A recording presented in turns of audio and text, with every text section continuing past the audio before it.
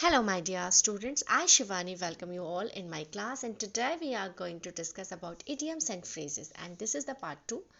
Alright, so has an axe to grind. इसका मतलब होता है to have a selfish motive. Okay, means व्यक्तिगत स्वार्थ होना. नेक्स्ट है आपका gate the x. Gate the x का मतलब बी रिमूव्ड और डिसमिस्ड फ्रॉम जॉब.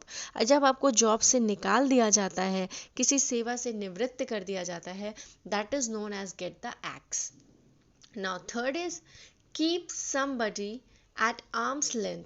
इसका मतलब होता है अवॉइड, मीन्स खुद को बुराई या घनिष्ठता से दूर रखना. ठीक है. नाउ एफिनिटी विद का मतलब हुआ रिलेशनशिप. ओके, संबंध. नेक्स्ट एचएलइज हिल का मतलब होता है वीकनेस और वीक स्पॉट. जो भी आपका वीकनेस या जो आपका कमजोरी या कमजोर पक्ष होता है उसको हम एचएलइज हिल कहते हैं. सो दैट इज यहाँ पर हम बच्चों थोड़ा सा मिसप्रिंट है, यहाँ पर हम थोड़ा सा एपोस्ट्रोफी भी ऐड करेंगे. Alright. Now the next is get his point across का मतलब होता है come to the important part of what one is saying. इसका अर्थ हुआ कि अपनी महत्वपूर्ण बात को कहना. ठीक है. Now next is cut your coat according to your cloth. Means आमदनी के अनुसार खर्चा करना. To do only what you have enough money to do, मतलब जितना पैसा है और जो ज़रूरत सबसे ज़्यादा है, जो ऑन प्रायोरिटी है, उस पर खर्चा करना. उसे हम कहते हैं cut your coat according to your cloth. Now accustomed का मतलब हो जाता है यूज्ड टू. हम कहते हैं ना कि I am just accustomed to this, means कि मैं इसका अब आदी हो चुका हूँ, मैं इसका अब यूज टू हो चुका हूँ. Next, to take something into account.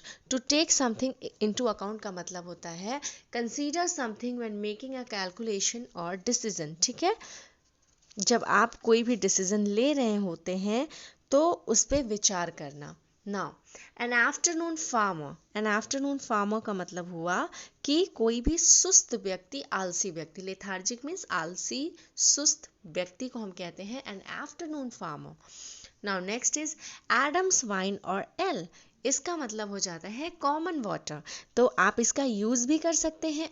देखिए, इडियम एंड फ्रेजेस का यूज हम क्यों करते हैं? अपनी लैंग्वेज को रिटोरिकल बनाने के लिए, है ना. तो if you want to have some water, if you want to drink water, then you can ask give me a glass of Adam's wine or L. आप ऐसा बोल के अपनी लैंग्वेज को अट्रैक्टिव बना सकते हैं. ठीक है, कि मतलब आपको सादा पानी चाहिए. ठीक है. Now within an ace of means very close to, right? Now the next word keep abreast of मतलब होता है be or remain up to date with और वेल इन्फॉर्म्ड अबाउट. ठीक है. मीन्स जब आप अपने आप को बहुत ही इन्फॉर्म्ड रखते हैं, आप बहुत अप टू डेट रहते हैं, that is known as keep abreast of. Okay. Now albatross around का मतलब हो जाता है a bucket that's hard to get rid of. मतलब a burden that's hard to get rid of, मतलब जी जिससे कि आपको जल्दी छुटकारा ना मिल पाए. ऐसा बोझ, ऐसा बर्डन जिससे आपको छुटकारा ना मिल पाए, that is known as albatross. ठीक है. albatross around one's neck. Now all in all का मतलब होता है सर्वे सर्वा, यानी कि whole and sole. Now with open arms का मतलब होता है टू वेलकम समवन हैप्पीली. जब किसी का बहुत खुशी से स्वागत करते हैं, that is known as with open arms. Now next is alpha and omega का मतलब होता है बिगिनिंग एंड एंड. ठीक है. No one knows the alpha and omega of human life. किसी को भी जीवन के अल्फा और ओमेगा मतलब कि शुरुआत और अंत का कुछ पता नहीं है.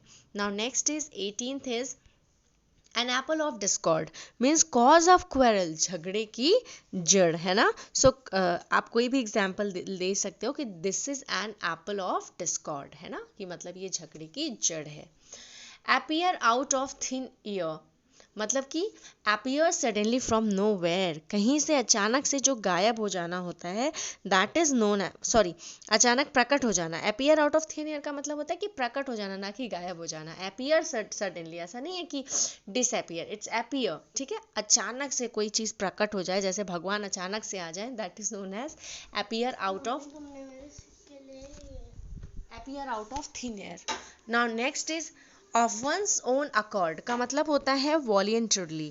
voluntarily मतलब होता है अपनी इच्छा से करना, ठीक है। सो लाइक कि अगर मैंने कोई भी जॉब शुरू करी, या फिर आपने कोई जॉब करना शुरू किया, या आपने कुछ भी ज्वाइन कर लिया, तो आप कह सकते हो कि I have joined Indian, I have join army of his own accord, मतलब कि अपनी my own accord, I have join the army of my own accord, ठीक है। तो मतलब कि मैंने अपनी स्वेच्छा से ज्वाइन किया, अपनी इच्छा से ज्वाइन किया।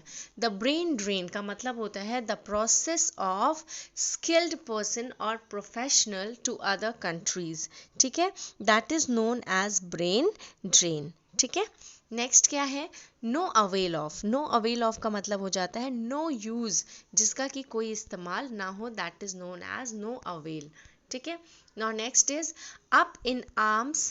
अप इन आर्म्स का मतलब हो जाता है ready to fight. Up in arms का मतलब रेडी टू फाइट। नेक्स्ट है apple of one's eye, means किसी की आंखों का तारा होना, like my brother is the apple of my eye, ठीक है। तो मेरा भाई जो है वो मेरी आंखों का तारा है। Now an apple pie order. An apple pie order का मतलब हो गया कि सब कुछ बहुत ही टाइड हो, बहुत ही नीट हो, बहुत ही क्लीन हो, everything in order, that is known as in apple pie order. Now keep up appearance. Keep up appearance का मतलब हो जाता है hide the true situation.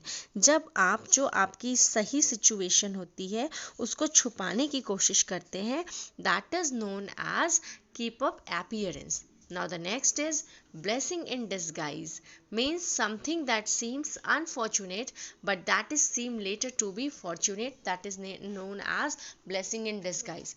Now kick the bucket. Kick the bucket का मतलब हो जाता है टू डाई, यानी कि मर जाना। Make somebody's blood run cold, means make somebody extremely frightened, किसी को बहुत ज़्यादा डरा देना।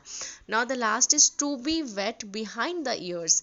To be wet behind the ears का मतलब हुआ यंग एंड अनएक्सपीरियंस्ड, यानी कि novice, inexperienced person, that is known as to be wet behind the ears. Suppose someone is very new to at any job and you are saying that he is he is to be wet behind the ears, मतलब कि he is novice person, he is inexperienced person. So children, thank you so much for watching. I think you have enjoyed this video and it will help you if you it will help you for any exam. Okay.